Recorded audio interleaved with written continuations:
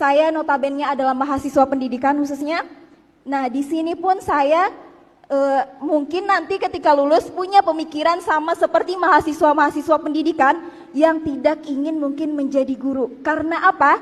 Karena kita lihat gaji atau honorer yang ada di Indonesia itu mungkin tidak sesuai dengan rata-rata. Bahkan ada pula yang mengatakan bahwa pendidikan di Indonesia kita tidak hanya mendidik anak-anaknya, akan tetapi juga mendidik orang tuanya. Karena kenapa? Karena kebanyakan orang tua tidak paham bahwa guru yang mendidik anak, juga akan berpengaruh besar terhadap pendidikan yang ada di rumahnya. Nah, jadi di sini saya pertanyakan, bagaimana jika Bapak suatu saat atau sekarang pun menjadi orang yang nomor 1 di Indonesia atau presiden, semoga.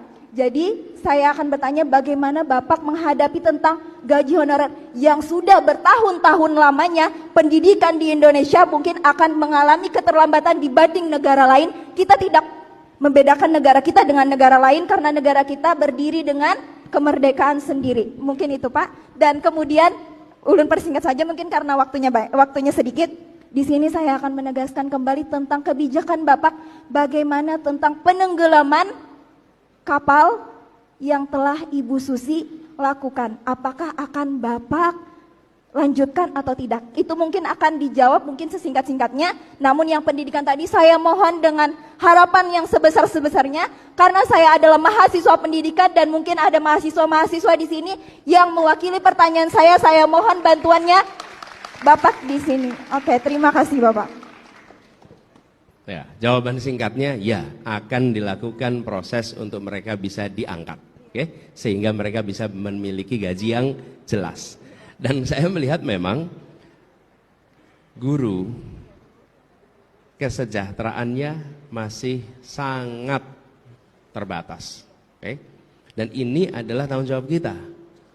Kami melihat begini, kita bilang Indonesia ingin pendidikan maju, bagaimana kita berharap itu maju kalau kita tidak mau memberikan penghargaan yang layak. Dan penghargaan layak itu apa sih? Supaya guru itu tenang di rumah.